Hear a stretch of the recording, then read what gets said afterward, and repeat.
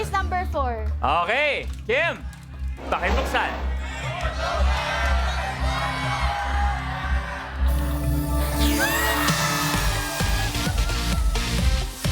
Yan na!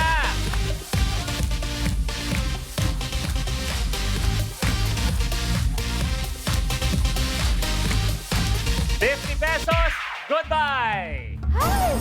Ayan na, papunta na tayo sa kaliwa. 136. Backer.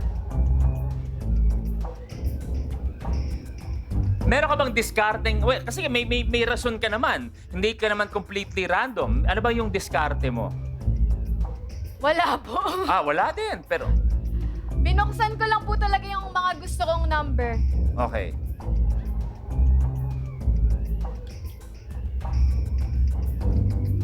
Lahat ng nabuksan mo sa round na to, may number 5. Opo. Eto, may offer na konting pangontra si Backer. Thank you. Thank you po. Narinig na natin yung offer kanina eh. Di ba? Yung iba nga sa inyo, deal, Deal na. na, deal na.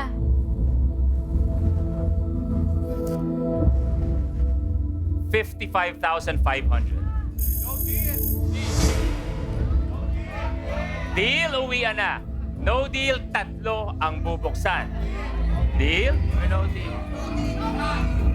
Tinitignan ko kasi yung money board, tapos 6 pa yung nandito sa maliliit na side, tapos 5 yung nandito. So, mas malaki yung chance na sa round na to, mas maliit yung mga makukuha ko. So, no deal muna.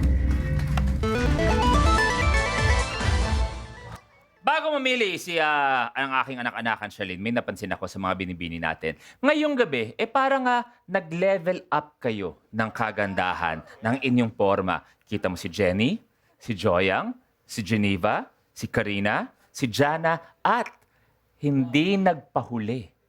At talagang lumalaban sa kagandahan, nagpakita pa talaga ng hita, Pepay. Wow! Pepay, ano ang pakiramdam na kung usapang kagandahan, kaseksihan, parang nakikipagbakbakan ka sa ibang mga binibini natin? Yung iba kasi aminado naman ako, kuya, na sobrang ganda. Given na yun eh. Pero kung usapang legs, actually, nagmamadali kasi ako kanina.